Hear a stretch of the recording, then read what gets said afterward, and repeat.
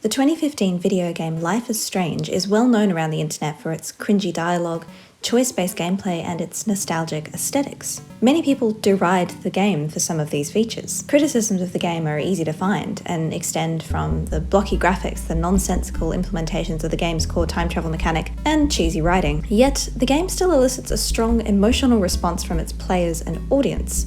My question is, why? Welcome to A Loading Screen. What is it about Life is Strange with its Americana and Tumblr-drenched story world that draws people in? Is it just 2010s era hipster chic, Vans, satchels, mustache necklaces, and awkward turtle? Is Life is Strange anything more than the paraphernalia of my youth lost to time? Is there any textual significance, any meaning to including moments of gameplay where the player can direct the player avatar to sit down, do nothing, look around at the environment and run through an internal monologue that restates something the player has discovered already?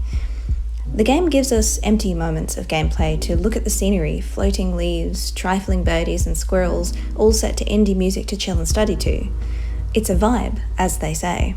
Does this work conduct thematic exploration significant enough to justify these moments where the main character and the player muse on the events of the game?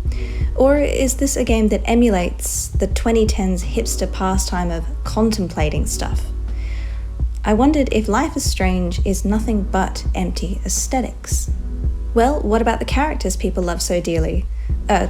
No pun intended. Life is Strange gives us bland, archetypal characters such as the shy one, the mean rich girl, and the punk to engage with. These characters are easy to recognize, and the second we see them, we feel like we already know them. In a sense, we do, by way of similar archetypal characters popping up in other teen drama media.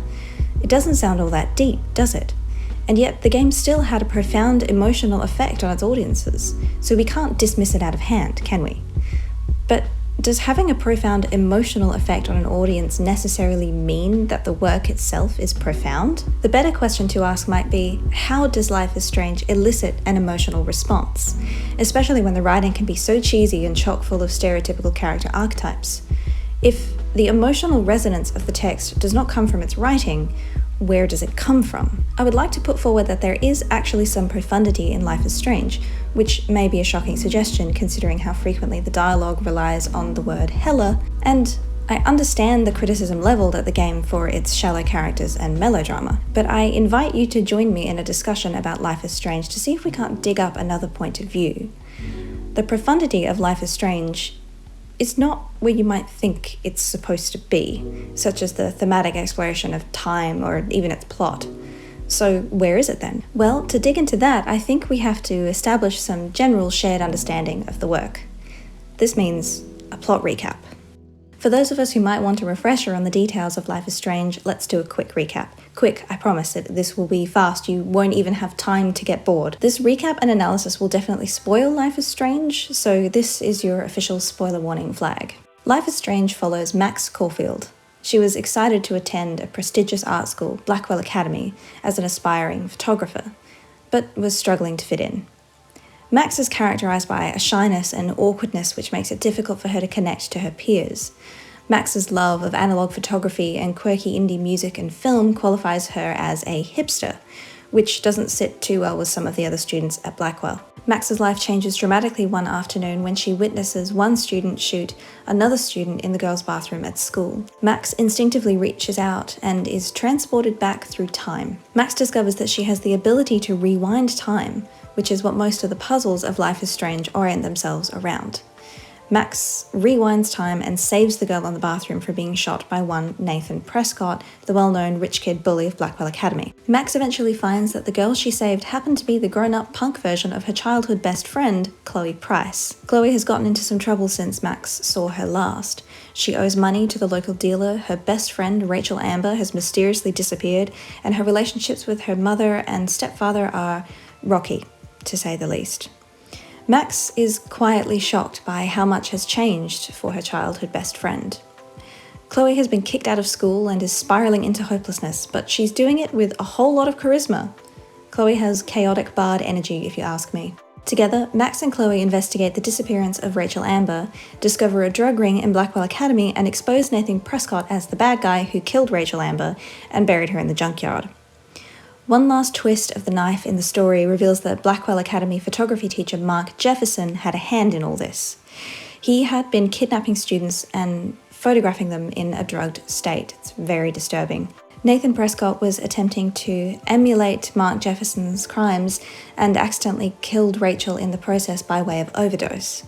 Of course, this plotline is complicated by Max's time travel powers. Not only can Max rewind time, but she then discovers that she can also dive into photos to access a moment from the past depicted in the photo. Max does this to try and save the life of Chloe's father, William, who died in a car accident 5 years prior. This is considered the moment where Chloe's life started going downhill. When Max returns to the present, however, she discovers she's changed more about the timeline than she had intended. Somehow, Max has become BFFs with local mean girl Victoria, and Chloe has been paralysed in a different car accident. Chloe's misery at this turn of events motivates Max to change the timeline back to the way it started, with William having died. It starts to look grim as to whether or not Max can actually make anyone's lives better through the use of her time travel powers, which, let's remember, includes saving Chloe's life in the first place from when she was shot by Nathan Prescott in the bathroom at school.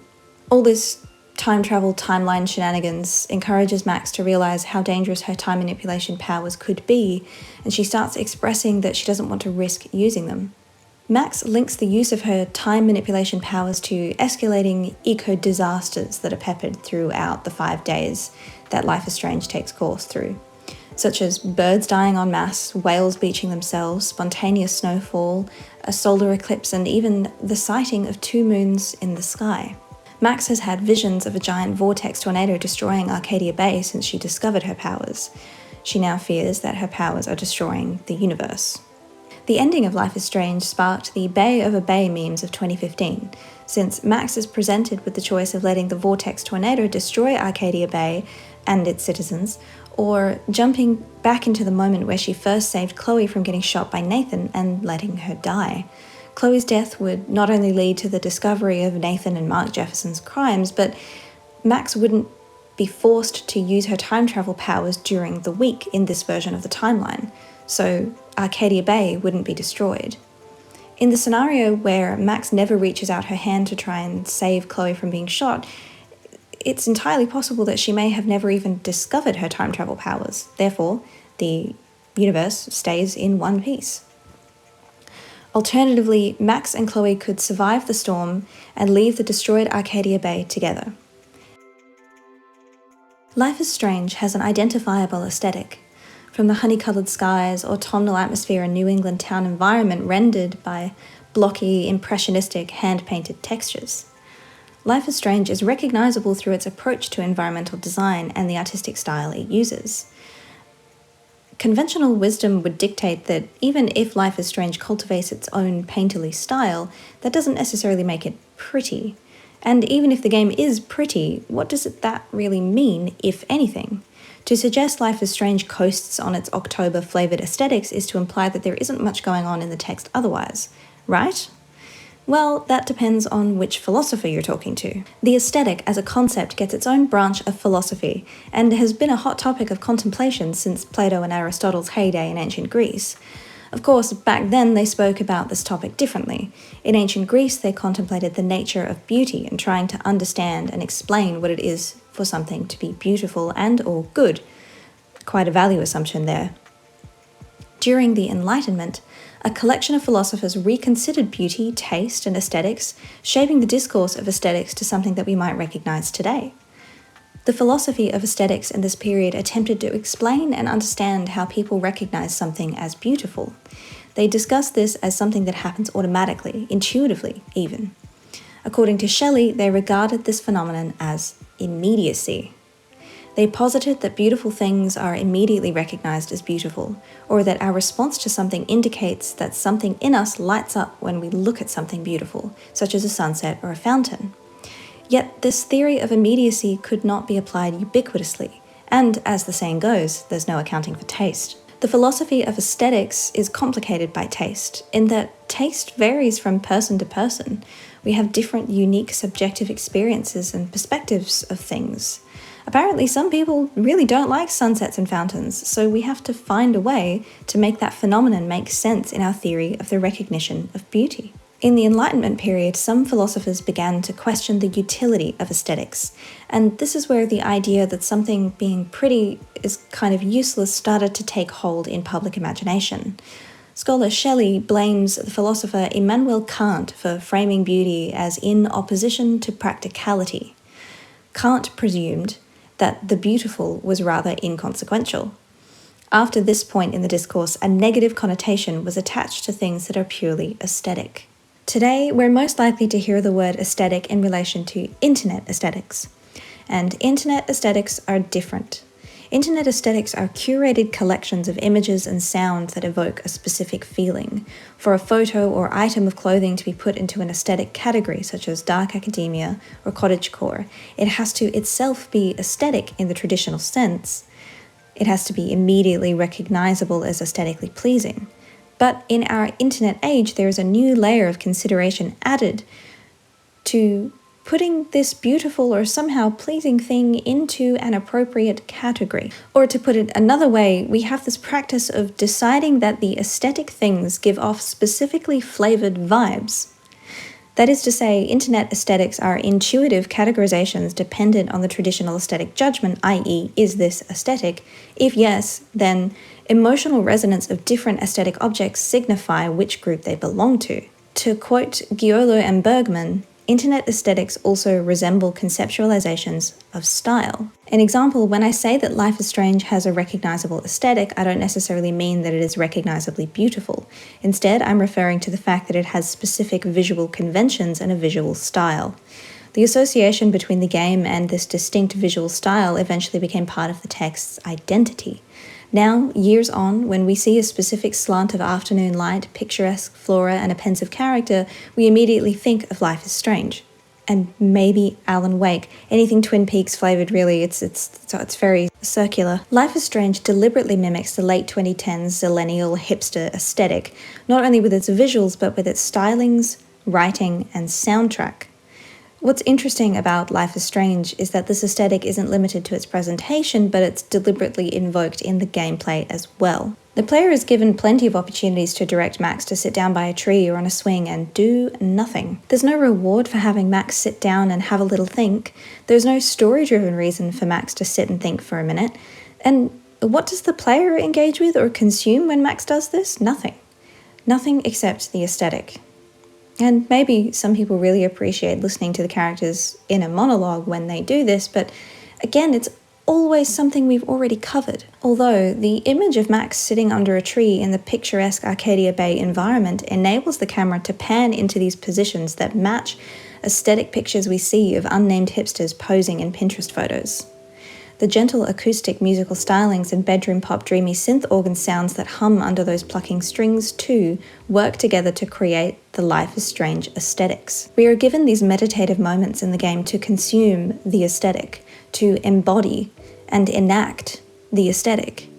For the player, the aesthetic is an activity. So my question is, what is the function of this activity? What is the function of this aesthetic? Or what impact does this have on the text as a whole? Is this useless and purposeless as Kant might think? Does that mean that Life is Strange as a whole becomes an empty vessel with nothing but aesthetics? But if an aesthetic evokes an emotional response, as even many internet aesthetics do, can we be so quick to judge that as pointless?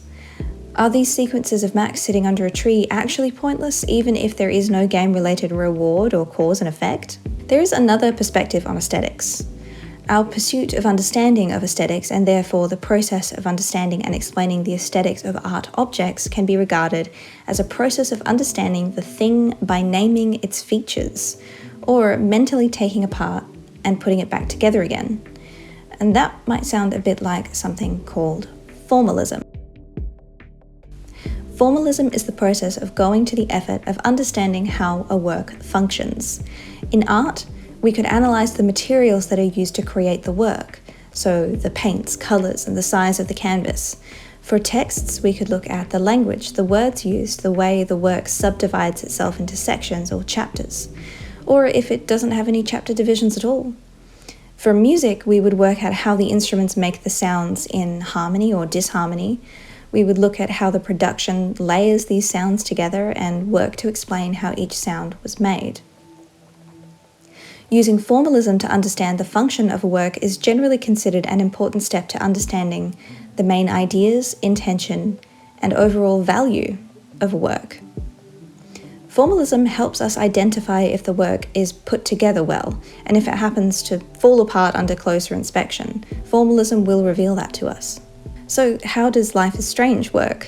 Does Life is Strange hold up under the formalist analysis? Life is Strange as a text exists at a point of convergence between visual art, narrative, player action, as video games generally do. The work is subdivided into 5 segments referred to as episodes, making an allusion to the format of a television show, each with their own story objective, as well as furthering the overall overarching plot, solving the various mysteries. What happened to Rachel Amber and who is very, very bad in town, and it's who's scary, who do we be scared of? Scared of everybody? We are anchored to Max Caulfield's perspective and take in the story world through her eyes. The game emphasizes its characters' dialogue and attaches puzzles and plot points to sequences where Max interacts with other characters and employs her rewinding time power to achieve optimal outcomes to these interactions. Life is Strange uses its camera in a very specific way. The camera moves as though it's filming a television show, which aligns with the text subdividing itself into episodes after the fashion of television.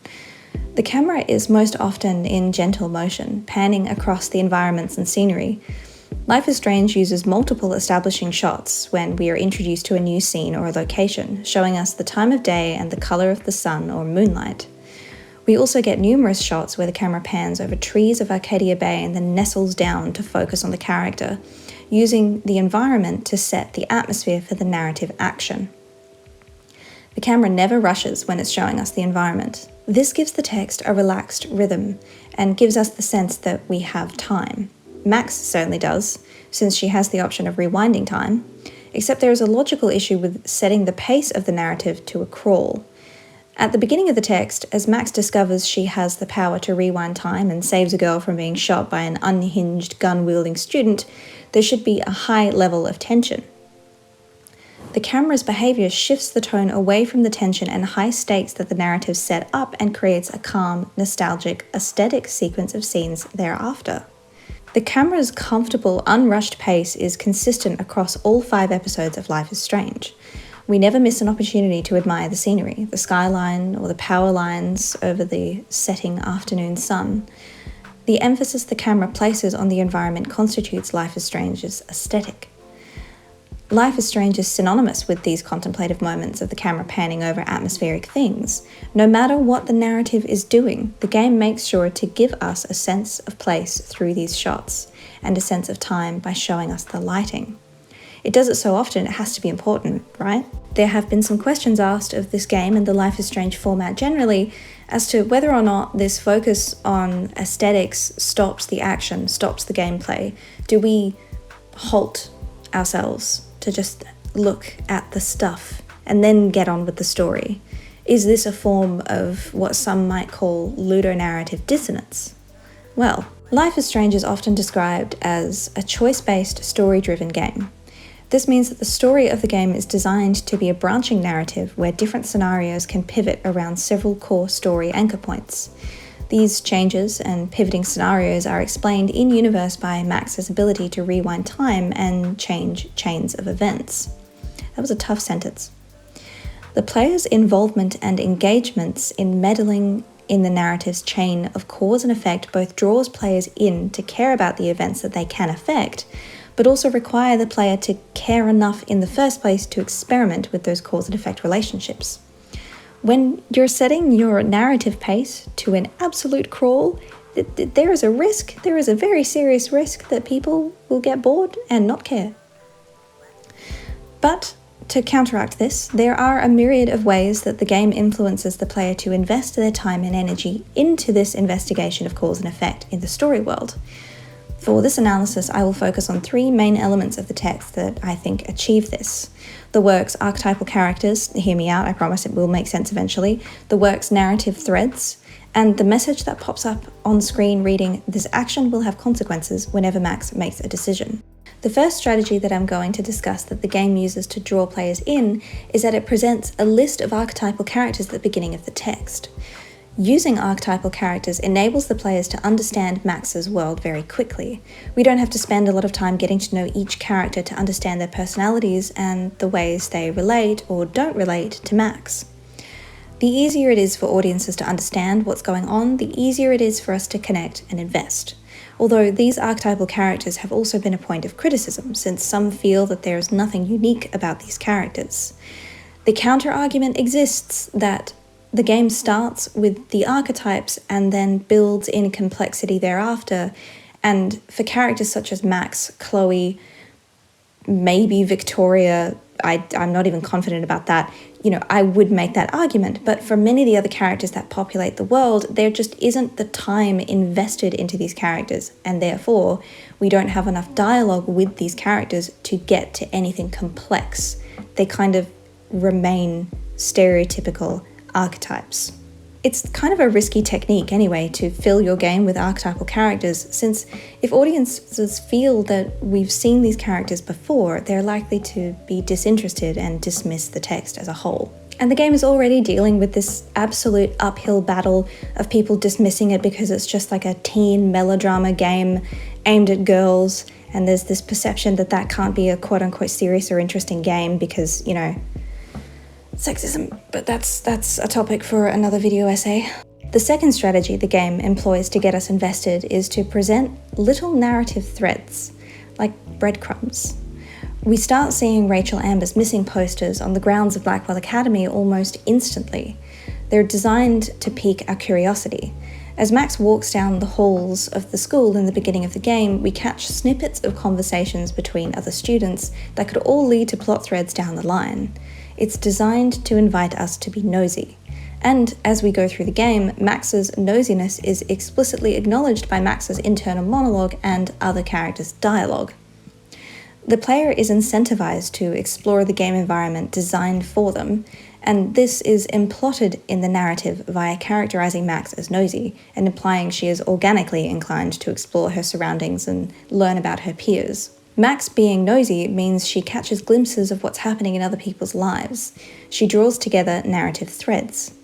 The more nosy the player makes Max be, the more we explore the little narrative threads throughout the game which texture the story world.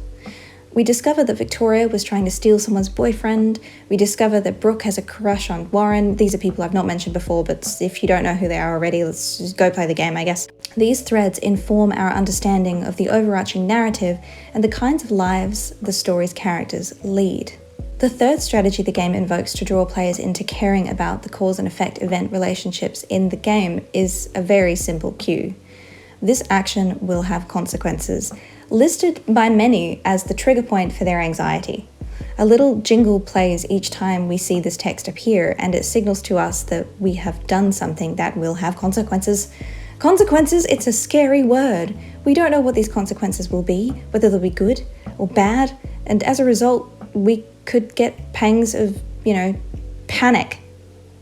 I was originally going to say anxiety, but I just had to escalate it because the sheer ambiguity, the ominousness of this message that pops up every time you do anything, it's an experience. Yeah, that's what I'll call it, an experience. The game is clever in letting us know we've done something significant, and the automatic response is to wonder what those consequences will be. It encourages us to stick around and find out. And it works on me. Too well.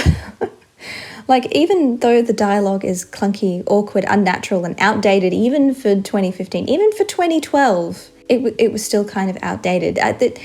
Life is Strange really should have been set in 2010. You'd think it would be happening at the same time that Teen Wolf was set. That is the language, that is the pace of the humor. That was my youth. Anyway, I still keep getting drawn in to care about this nonsense, despite its ridiculousness. Is it a failing on my part that I keep getting drawn into Life is Strange despite these faults? Or is there something significant in the text that is causing me to keep getting got? How does Life is Strange transcend its flaws to become an affecting text? And why do I even care? Because every single time, if you've played this game multiple times, you get to episode 4 and 5, you're going to be crying. You're invested. It's like you're living through it all for the first time again. Maybe Max has rewound time and you're just having another go and you would never even know. I'm getting too into it. There's an element of the work that I haven't analysed in detail yet, and it's the visual style that I keep referencing. This happens to be one of the biggest elements that constitute its overall aesthetic. People are kind of divided over whether or not Life is Strange looks good or bad. And I'm talking about the original release here. There was an HD remaster, and frankly, I don't like it, but that might just be because I don't like change. The HD version does fix the fact that most characters have this weird, uncanny, dead-eye thing going on, but nonetheless, I'll constrain my visual analysis to the original release. Feels like the real one as opposed to the fake new one, which is objectively better. Anyway, the game's clunky, blocky-looking visuals have been criticised, whereas the painterly style has been praised. You can't really have one without the other. There's another snag in the philosophy of aesthetics: context. Scholar Shelley, in 2017, highlights how the immediacy of something being beautiful does depend on the context in which we perceive it. For example, Life is Strange cannot be considered graphically beautiful in today's 2024 context of video game graphics. I mean, Alan Wake 2 blows Life is Strange out of the lake that's not a lake, it's an ocean. We have better technology, ray tracing, and better hair physics. Life is Strange wasn't even particularly stunning for when it was made, but if we consider the artistic choices made in the game in their own context, the same art object might start to look different. By that I mean, I'm not one to immediately judge just because a game is old looking that it looks bad. I tend to take the visual choices of the design in their own right. In example, if you think about the original Spyro trilogy, they have like 4 pixels on screen at any given time, but the individual colour choices are still aesthetically pleasing, if you will, and the fact that we just have better technology now doesn't diminish the artistic and design decision-making process behind putting these 2 colours together in the skybox, for example. It's well known that the style of Life is Strange was inspired by the Impressionist movement. Impressionism is a 19th century art movement focused on giving viewers an impression of something. Impressionism is something I studied a lot in uni. It was basically how they taught us to paint, and I have an absolute bias. I love Impressionism. It is my favourite art thing, and I think it looks pretty. But that doesn't mean that I think it's pointless either. When you're doing an Impressionist painting, you're not trying to capture every single detail of what you see in front of you. You're trying to imply detail through movement, brushstrokes, and vibrant colours. Impressionism isn't detail-orientated at all, and Impressionist painters would much rather use thick paint and rapid paint strokes to create the impression of something without actually marking out every detail of what they see in front of them. The Impressionists were also fascinated by light, its behaviour, its colours, its feeling, its warmth, its atmosphere. If an Impressionist painter was going to paint their garden, and wherever they sat the sun was in their eyes, turning what they know to be green grass and green plants into ready, muddied figures in front of them, then that's what they'd paint. They'd paint exactly what they saw. They wouldn't bother using green and brown paints for their garden just because it was accurate. They would want viewers to experience the scene, the moment, along with the painter. Life is Strange takes on many of these ambitions in its visual stylings. According to this website, the artists behind Life is Strange dispensed with trying to capture graphic realism and went with trying to give the game an artistic, painterly visual style. Artist whose name I may mispronounce, Edward Kaplan, states, when it comes to narrative games, I think it's easier to identify to stylist characters. You see less what's wrong, nor the limits of 3D, because your brain already knows it's not. What the heck is happening in this quote? Hold on. Because your brain already knows it's all not real.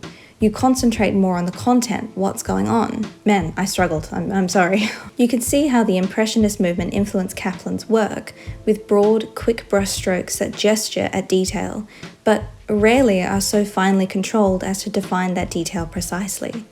We can see the Impressionists' influence in Kaplan's colour choices, with shaded areas invoking blue tones and areas in the sun taking on warm, sunny, honeyed colour tones. Kaplan's concept art captures moments, just as Impressionist artworks do, using colour to give the impression of the times of day and autumnal season.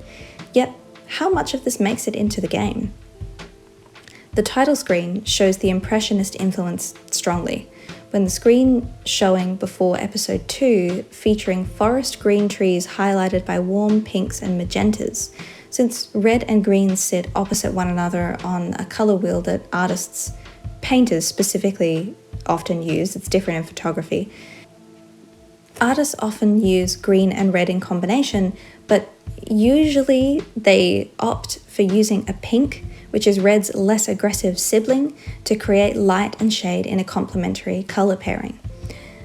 Above the forest, we see the blue-grey sea fading into a sky that toward the right of the screen contrasts with a yellowing daytime glow. The imprecise rendering of the trees speak of that gestural painting technique seen in Impressionist paintings as well. So far, so good, right? We're seeing Impressionism in the video game. Yet some of the painterly textures get rather flattened when we see them in-game, or at least they appear that way to my eye. The in-game scenes make use of lighting masterfully, with those honey glazes rendering dreamy afternoons beautifully for audiences. The shadows, as I noticed particularly in episode 1 Chrysalis, are tinted with a purplish tone to cast some cool temperature colour contrast. And while we do get contrast between scenes of Max and the peaceful version of Arcadia Bay and the dark, blue-grey, storm-plagued Arcadia Bay, there is a distinct lack of complementary colour contrast visible during in-game scenes. We've lost some of that vivid blue-orange contrast we saw in the concept art. Kaplan stated that from the very beginning, the game was aimed to look like animated concept art. It was a major aspect of the art direction. There are still implications that this is the style the game wants to capture, but everything is more muted, more uniform than the bold and gestural painterly mark-making and brushstrokes we see in the concept art. As much as I can see that the stylization of the visuals in Life is Strange is meant to appear as animated concept art, I can't help but feel that these visuals could have been exaggerated more in-game. Why couldn't we have had visible brushstrokes in the textures that paint in the shadows? Why couldn't we see a sun-baked olive green lawn get swept up by a brushstroke of indigo blue as the grass grows under the shadow of a tree? Even if the visual stylings could have leaned further into Impressionism, the visual style still emphasizes the ephemeral nature of time. When moving through the game, it feels like we are moving through different moments. And with Max's ability to rewind time, it feels as though the entire game is playing out as a memory that we can scan back through in order to closely examine. And I think that's very deliberate. Life is Strange not only has specific references to hit TV show and pop cultural touchstone Twin Peaks, but cultivates a textural resonance with Twin Peaks. By that I mean there's a sort of vibration between Life is Strange and Twin Peaks. Life is Strange is ostensibly a similar text to Twin Peaks. How many times can I say Life is Strange and Twin Peaks?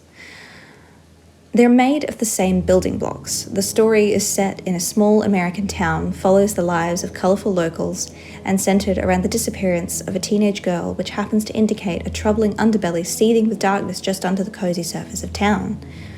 Rachel Amber is a mythologized, larger-than-life character who is described as beautiful and charismatic and talented by all who knew her. Laura Palmer of Twin Peaks existed as a similarly exalted mythical figure whose loss was made tragic by the sheer brilliance of her presence. Perhaps even a never-needy, ever-lovely jewel whose shine reflects on everyone else around her. Life is Strange borrows the deliberate, divine elevation of a character we never see in the text from Twin Peaks. Life is Strange also carries Twin Peaks' ambition to encourage viewers or audiences to question how such a person could even exist, or how those whose memories she is survived by could paint her in such a flattering light. Of course, Rachel Amber and Laura Palmer were put on their respective pedestals upon their death. It's unrealistic that as living beings they could be just as they are described or remembered. In fact, it seems that much of what Max described from memory couldn't possibly live up to her nostalgia. Could it?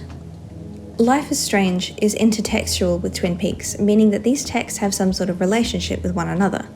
Admittedly, that relationship is one-sided, with Life is Strange working overtime to reference the show. Chloe's license plate is literally Twin Peaks, and she graffitis places with the words "Fire Walk With Me," which was the name of a tie-in Twin Peaks prequel film. I think that Life is Strange is deliberately evoking a sense of nostalgia by referencing Twin Peaks so heavily, at least for audiences who happen to have seen it. Even for those who haven't, Twin Peaks was big enough for people to have heard of it being a famous television show. It's through this that Life is Strange is linking itself to past media, creating a resonance between this new 2015 text and culturally impactful texts of the past.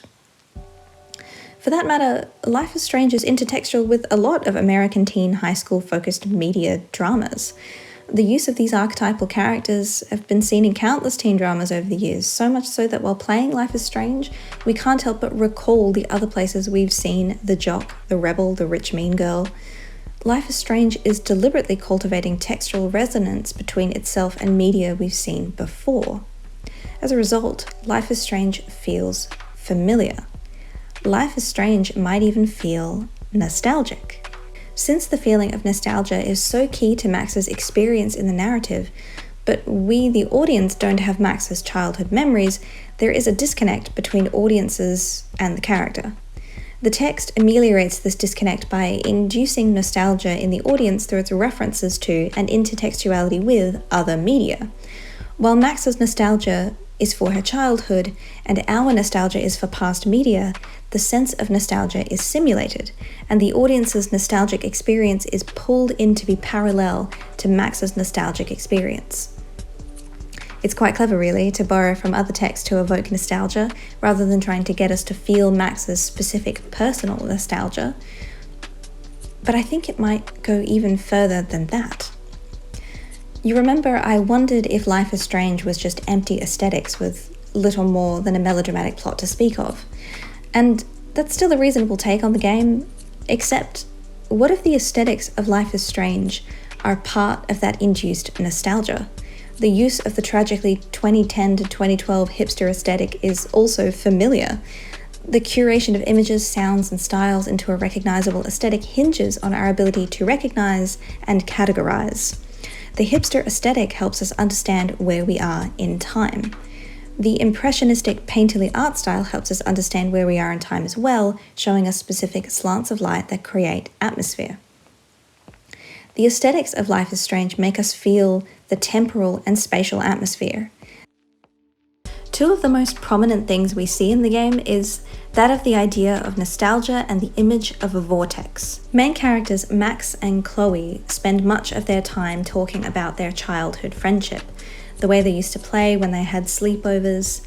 To them, Arcadia Bay is a setting of the past, even if that's not the case for the audience for this game.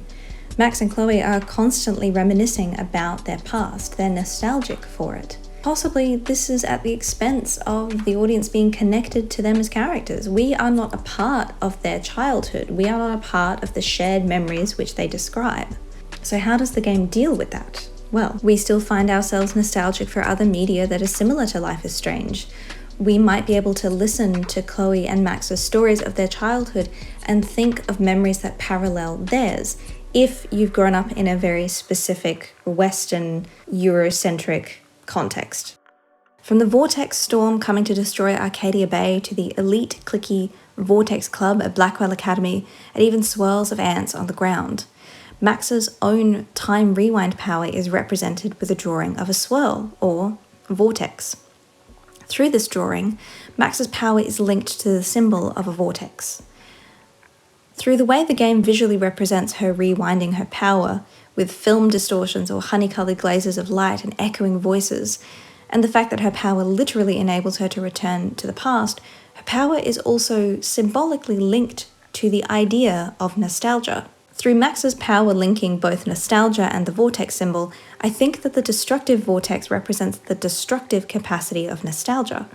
Nostalgia might conjure up in us comforting feelings, but it can also distort our objective understanding of the past. Max's time travel powers represents how we can become fixated on the past, continually scanning back to the moments we've lived and wondering if we had done something different, made some other choice, if life would be better. Nostalgia too quickly spirals into rumination on the things we remember all too well, and darkly incites the compulsion to wonder what we would go back and change if we could. Max continually discovers the futility of these efforts, since the more she tries to help, the more strange and miserable things become. She might be able to save William, but then Chloe becomes disabled. Max might be able to save Alyssa, another character I haven't mentioned up until now, but go play the game, I guess, from minor inconveniences, but then dooms her to dying tragically in the storm. Max might be able to stop Nathan from shooting Chloe, but then she dooms the entirety of Arcadia Bay and everyone living in it to destruction. We can't perfect our lives by navel-gazing into the past and trying to figure out what the perfect choices would have been. If we fall into the trap, as Max does, of thinking if we could go back, that we could finally get it right, we'll end up getting sucked into a vortex. The events in our lives are complex, and we can't necessarily see how interconnected they are with the lives of others, nor even random events in the world. By trying to recapture our sense of nostalgia, we might just be entrapping ourselves. The nostalgia of Life is Strange is at once both beautiful and dangerous, just as Rachel Amber's existence seemed beautiful but was filled with danger. Max's memories of and friendship with Chloe was beautiful, but it was also lethal. The danger of nostalgia is that our preoccupation with it means we might not be able to move on with our lives or live in the present, a consequence which is metaphorically represented as death in Life is Strange. The game shows us slowly over the course of 5 episodes just how much we don't want to get sucked into that vortex. Life is Strange contrasts its nostalgic aesthetics with continually escalating events. In between playing about in a junkyard, Max and Chloe are threatened by a knife-wielding dealer, while playing detective, whales beach themselves en masse. The nostalgia is offset by these disturbing events. This gives the whole text the feeling as if everything is spiraling out of control. While Max and Chloe have been criticized for making bad or silly decisions during the narrative, we have to consider that these decisions are happening in context with the fact that the narrative is continually drawing contrast between aesthetic, nostalgic moments with dark, gritty, and frankly, sickening events. The darkness that underlies the nostalgia is the overarching idea here, and that Max and Chloe's nostalgia for Arcadia Bay, for each other, is continually shown to be rotting from the inside out. Ignoring that darkness and focusing on the nostalgia happens to be the true mistake that these characters make, just as we happen to see that mistake manifest in the smaller decision they make scene by scene. The game's suggestion that we be critical of our sense of nostalgia does not extend to excusing the actions of abusive figures in the narrative, such as Jefferson, David, and Frank.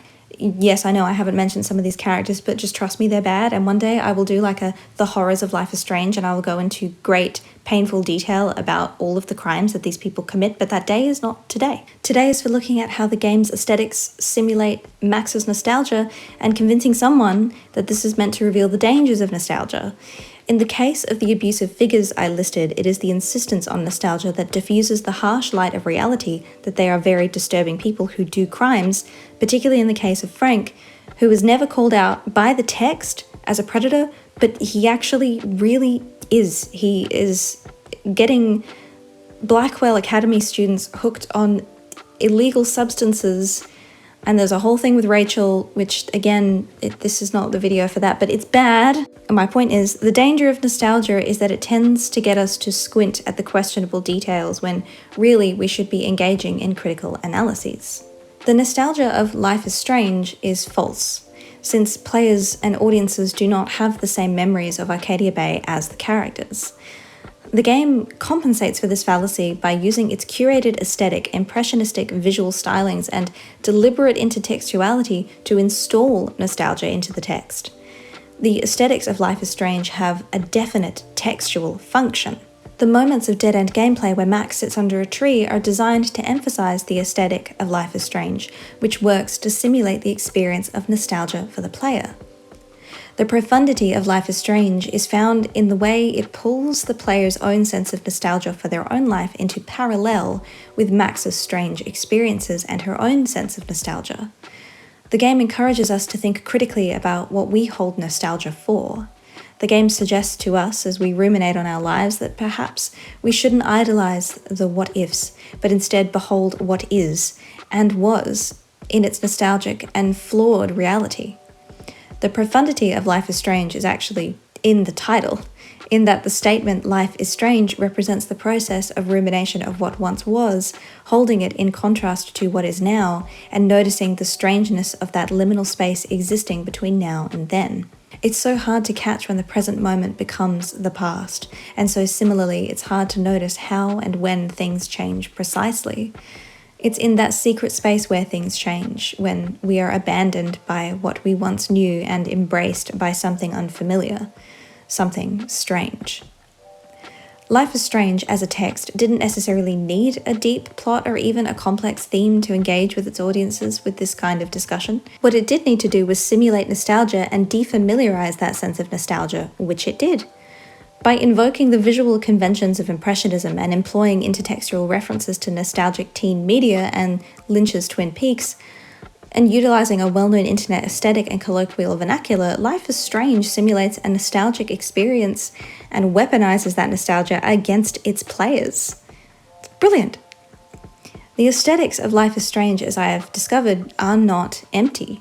They are designed to create an emotional resonance with the player, to make us feel and think about things we ourselves feel nostalgic for. Do the aesthetics lend themselves to the thematic exploration of the text itself? That's questionable. The themes of time travel, fate, choice, and fatalism of the game are rather confined to Life is Strange, but the powerful pull of feelings of nostalgia transcend the limitations of the story space and become relevant in our own lives. So, if the aesthetics are a key tool in the process, then they are not empty aesthetics. They're useful aesthetics that have a specific job to do in this text that enables it to get its warning about nostalgia being dangerous across to its audience. This is an artistic strategy being implemented to communicate a key idea of the work. Does Life is Strange do this perfectly? No.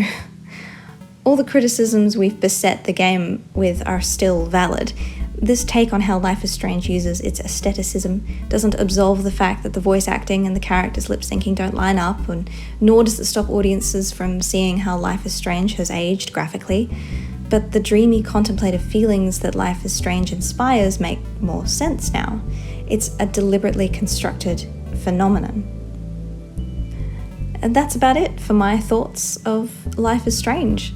What this discussion neglected to address was a feminist reading of Life is Strange and its complete lack of ability to criticize the toxic, oppressive structures we see causing harm to so many characters in the game, but that's a subject for another time. For now, I'd like to thank you for watching. This has been a loading screen. I am your host, Kiva, and until next time.